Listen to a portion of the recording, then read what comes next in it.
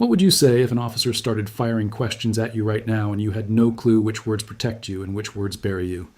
The wrong sentence can open doors you never meant to open. The right sentence can keep you calm, protected, and out of serious trouble. Hit subscribe right now because you will not remember these lines when your heart starts racing unless you hear them today and save this video for later. And tap like before we get into it, because what you're about to learn could protect you during the most stressful moment of your life. Here's what you're about to get. 4 short phrases you can actually say under pressure without sounding rude, scared, or confused.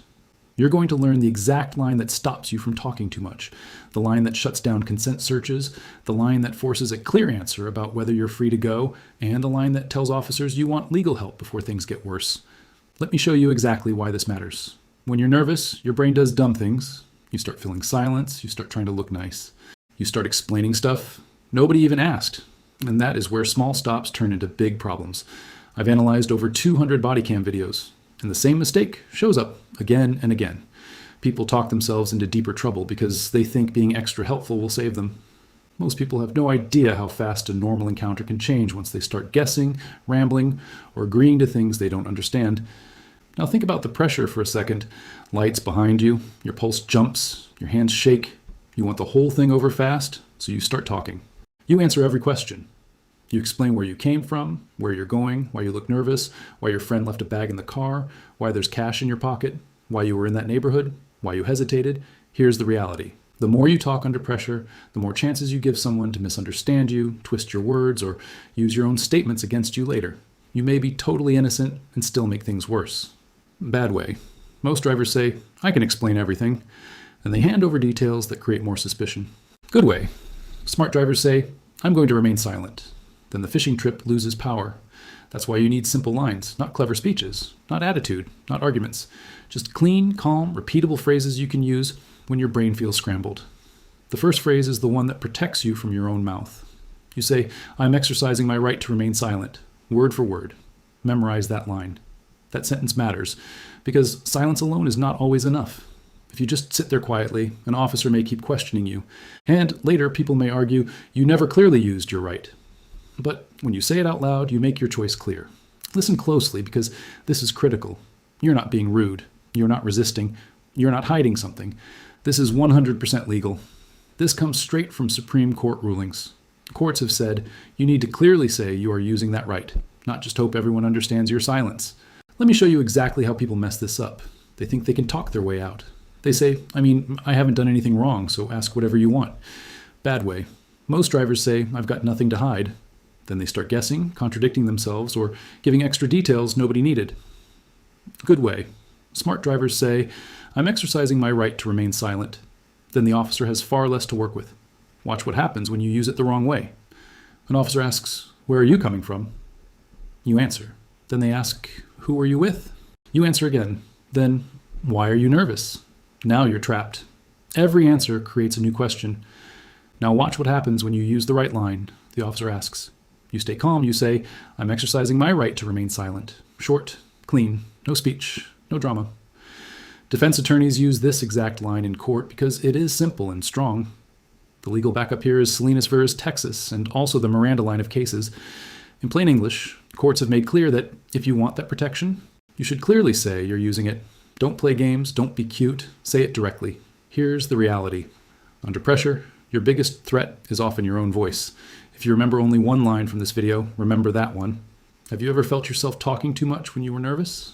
Drop a comment below and be honest, because once you notice that habit, you can stop it. The second phrase protects your car, your bag, your pockets, and your space. You say, "Officer, I do not consent to any searches." Those exact words. Memorize that line too. This is the phrase that keeps a casual request from becoming a legal nightmare.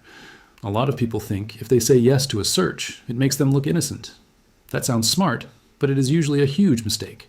If you consent, you give away one of your strongest protections, and later it becomes much harder to challenge what happened. Legal experts agree this is your strongest protection when someone wants access to your stuff without a warrant. This is 100% legal. You can refuse consent calmly, clearly, without attitude. Here's the trick they don't want you knowing. The request is often designed to sound small. You mind if I take a quick look? You don't have anything illegal in here, right? If you've got nothing to hide, we'll be fast. That language is meant to make you feel weird for saying no, but your rights do not disappear because someone says the word quick. Your rights do not disappear because you want to seem cooperative. Former police officers have confirmed this works because officers know the difference between voluntary consent and a clear refusal. Bad way. Most drivers say, yeah, go ahead, it's fine.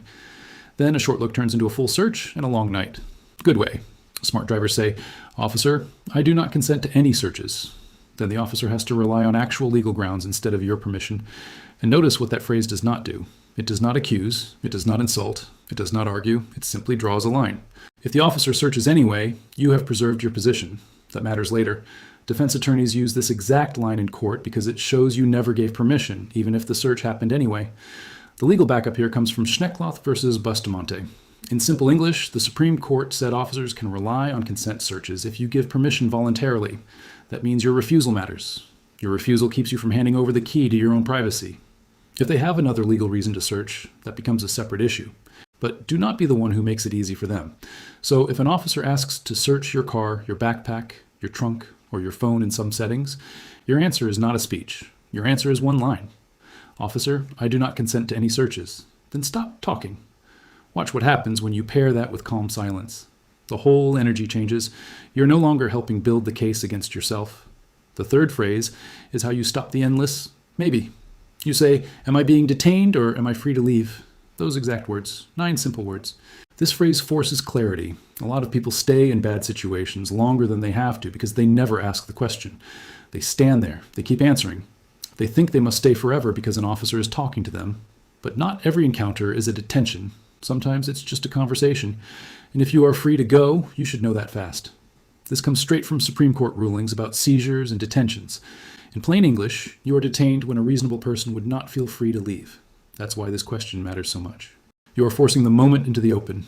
Either you are being legally held or you're not. There is no fog after that. Bad way. Most drivers say, I guess I'll just stay here and answer more questions. Then a voluntary chat drags on until it becomes something much worse. Good way.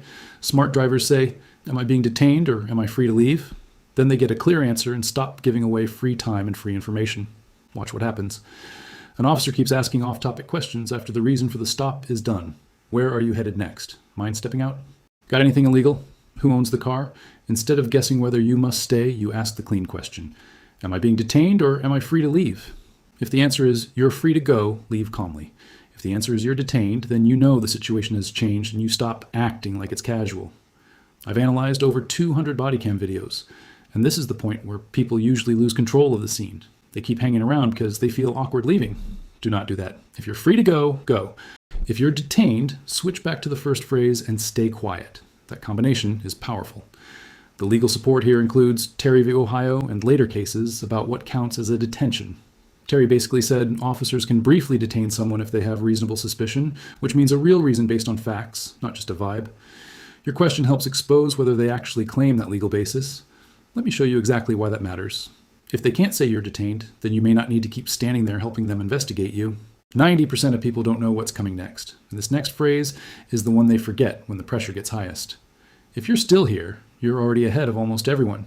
Prove it by dropping a comment that says, I'm still here, because this last one can change everything. The fourth phrase is for the moment when questions turn serious and you feel the ground shifting under you. You say, I want a lawyer, and I am not answering questions. Say it exactly like that. This is not just for dramatic TV arrests. This matters the second you believe the encounter is moving into danger. Maybe they start accusing you. Maybe they separate you from someone else. Maybe they say, help yourself out by explaining. Maybe they act friendly and tell you they just want your side. That is when you need this line, not after you talk for 20 minutes. Right then. The reason it works is simple. Once you clearly ask for a lawyer, questioning is supposed to stop in key custodial settings.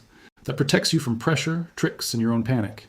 You do not need to know legal vocabulary. You do not need a speech. You need one sentence. I want a lawyer, and I am not answering questions. Bad way. Most drivers say, do you think I need a lawyer? Then questioning keeps going because they never clearly asked for one. Good way. Smart drivers say, I want a lawyer, and I am not answering questions. Then the line is bright and clear. This comes straight from Supreme Court rulings, too. Cases like Edwards versus Arizona reinforced that once a person clearly asks for counsel during custodial questioning, officers are not supposed to just keep pressing like nothing happened. In plain English, if you want legal help, say it plainly. Do not soften it. Do not turn it into a question. Do not joke. Say it directly. And here's something huge. Saying you want a lawyer does not make you look guilty. People think that because movies trained them badly, but smart people ask for professional help when stakes are high. That is normal, that is wise, that is protected. Former police officers have confirmed this works because a clear request changes the rules of the conversation fast. Now pull these 4 phrases together with the law behind them. Miranda v. Arizona is the famous case behind the right to remain silent and the right to a lawyer during custodial questioning. In 7th grade English, that case means police have to respect those protections when the situation reaches that level, and you should clearly use them. Schneckloth v. Bustamonte is about consent searches. In plain English, if you say yes, that yes can make a search legal even when they had no warrant. That is why your refusal matters so much. Terry v. Ohio is about brief detentions. In simple words, police need a real reason to hold you for investigation, not just a random feeling. And Rodriguez v. United States adds something very important for traffic stops. In plain English, police cannot stretch a normal stop longer than needed.